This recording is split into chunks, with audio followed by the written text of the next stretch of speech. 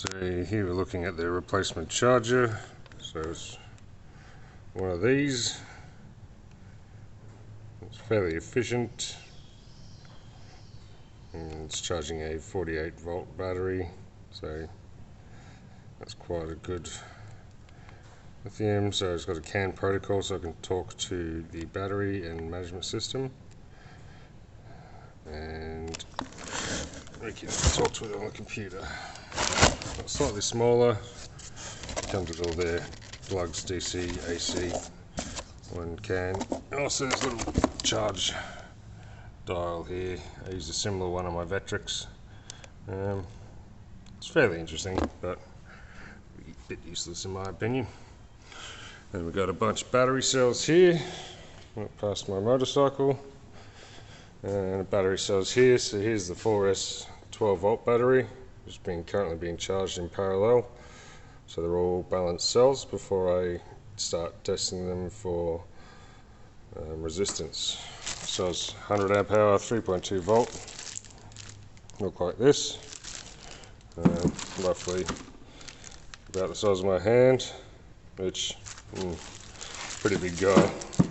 It's being slowly charged or trickle charged off of a dual DC benchtop power supply, and there's some previous ones out of another vehicle that I'm trying to charge slowly. A coffee bench,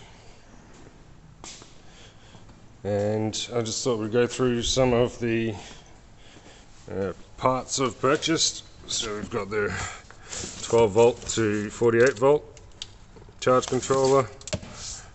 We've got a 48 volt solar charge controller. This is the 148 volt, 150 rated amps, so about 250, 300 peak amps. So we've got USB contact, Bluetooth module, a charge indicator, a capacity indicator, a little mount for that, and programming on USB for the computer. So we'll be employing that later on. And going through, we've got different coloured Anderson plugs, different concepts. Main battery switch, very easy and cheap. This is the 12 volt daily BMS, as you can see. It's the same as this one. I've used them on most of my vehicles, and I'm such a big fan of them, I keep using them. So here's the other DC, a little 12 volt battery gauge, don't need to use it a hell of a lot. And then this is the DC contactor for the main pack. And there. You've got a 48 volt bus bar with the different packs we're going to be running off. Some shielding once I've done the terminals. Some other liquid electrical tape for other parts and pieces.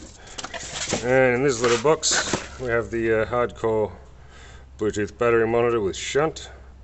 So I generally don't use shunts, but I figured for this case it'd be good to have a essentially analog, so you don't have to have a mobile phone with Bluetooth in order to check your battery health. This should be replacing the original battery monitor, which gives you a graph of about 4 bars.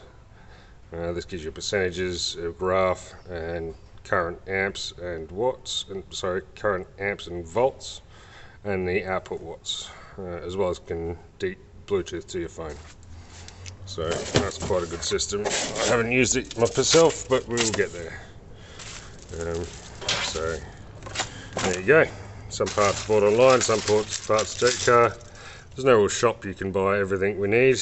So we've gone from solar for RVs, down in Victoria for the daily BMSs, Renogy for the solar sections, some eBay components, and I forget the company that sent me the Electric Drive Engineering.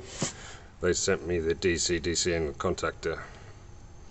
So that's the components going in to the vehicle.